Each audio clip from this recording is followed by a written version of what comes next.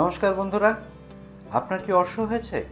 ঘাবড়াবেন না, একমাত্র অপারেশনের কথা একদমই চিন্তা করবেন না, খালি আমার ভিডিওটা দেখুন।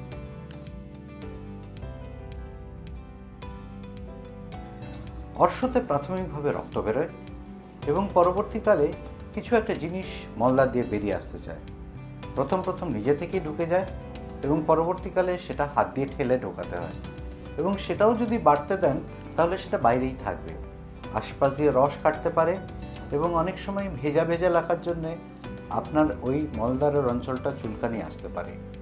কিন্তু কোনোটাই কিন্তু এমন ভাববেন না যে এইগুলোর জন্যই অপারেশন করা প্রাথমিকভাবে প্রয়োজন।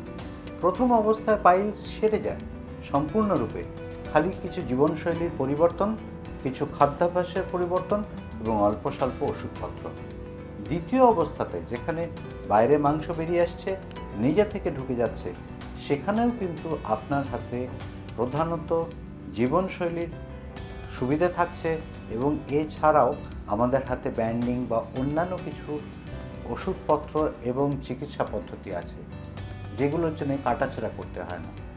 তৃতীয় এবং চতুর্থ ধাপ অবধি যাতে না পৌঁছায় সেটাই দেখার বিষয়, কিন্তু দুর্ভাগ্যক্রমে যদি পৌঁছে থাকেন তাহলেও চিন্তা নেই।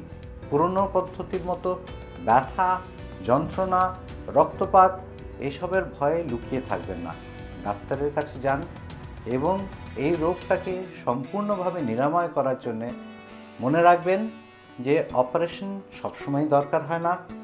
এই রোগটাকে নিরাময় করার জন্য আমাদের হাতে এখন অনেক কম রক্তপাতের বা বিনা রক্তপাতের, ব্যথা যন্ত্রণাহীন, খুব তাড়াতাড়ি সুস্থ হওয়ার মতো অনেক চিকিৎসা পদ্ধতি যেমন লেজার, স্টেপলার এবং অন্যান্য পদ্ধতি এসে গেছে। তাই পাইলসের ভয়ে, অপারেশনের ভয়ে ডাক্তার দেখানো থেকে দূরে থাকবেন না, হয়তো অনেক বড় কিছু তার জন্যে দুর্ঘটনা করতে পারে। Hello friends, to know more about gastro health and keep yourself updated on newer developments, please like, share and subscribe my channel. Thank you.